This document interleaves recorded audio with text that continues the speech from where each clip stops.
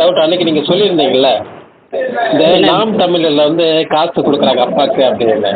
ஆமாம். எவ்வளோ கொடுக்குறாங்க? அது ஒரு ஏரியாவை பொறுத்து இருக்கு. எங்கள் பக்கம் வந்து 2500 கொடுத்தாங்க ஒரு ஆளுக்கு. இது இல்லை, மாதம் மாதம் கொடுக்குறாங்கன்னு சொன்னது அது வந்து இதுக்கு ஓட்டுக்கு கொடுத்தாங்களா 2500? ஆமாம்.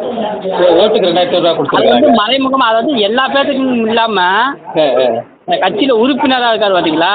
ஆமாம் ஆமாம். உறுப்பினர் மெம்பர்ஸு அவங்களுக்கு 5000 கொடுத்துட்டு மக்கள்கிட்ட போய் சொல்லுங்க இல்லை அப்படி சொன்னார். ரெண்டாவது வந்து கட்சிக்குன்னு சொல்லி ஆள் கூத்து போகிறாங்க பாருங்க, அவங்களுக்கு வந்து ஒரு ஆளுக்கு வந்து 1500 ஒரு ஆளுக்கு 1500. ஒரு ஆளுக்கு 1500. நானே கேட்டேன், என்னய்யா ஏதோ காசு கீசு கொடுக்காம காசு வாங்காமன்னு சொன்னீங்க, ஏன் காசு கொடுக்குறீங்கன்னு கேட்டேன். அதெல்லாம் வெளியில் சொல்லக்கூடாது. வெளியில சொல்லக்கூடாது சொல்லியிருக்கிறாங்க.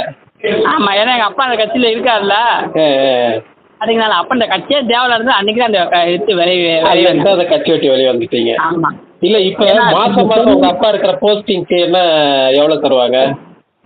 அது மாதம் இப்போ வரைக்கும் 3 ரூபா கொடுக்குன்னு சொன்னார். மாதம் 3 ரூபானா 3000 ரூபாவா? அது வந்து கட்சி கொடுக்காது, மக்களுக்கு இருந்து கொள்ளையடிக்கிறது தான். மக்கள்கிட்ட இருந்து கொள்ளையடிக்கிறது தான், அது தெரிஞ்ச விஷயம்தான். இப்போ அது எப்படின்னா, இப்போ உங்ககிட்ட ஒரு மனு எழுதி கொடுக்க வாரேன்னு சொல்லுங்க, வாரேன்னு அப்படின்னா மாவட்ட தலைவர்கிட்ட போவாங்க. மாவட்ட தலைவர் சும்மா கையெழுத்து போடுவாரா?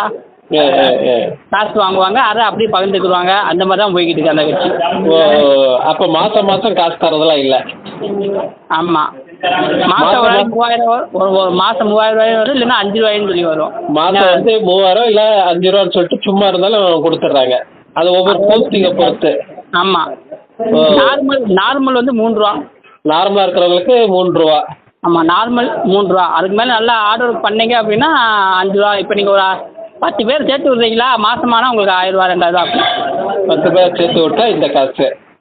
சரி சரி சரி. அதே மாதிரி நீங்கள் இப்போ ஓட்டு எலெக்ஷன் அன்னைக்கு நீங்கள் 100 ஓட்டு நான் வாங்கிட்டாரேன், மீட்டிங்குக்கு 100 பேர் நான் கூத்து வரேன், 500 பேர் கூத்து வரேன்னு சொன்னீங்கன்னா அதுக்கு ஏற்ற அமௌண்ட்டையும் கையில் கொடுத்துருவாங்க.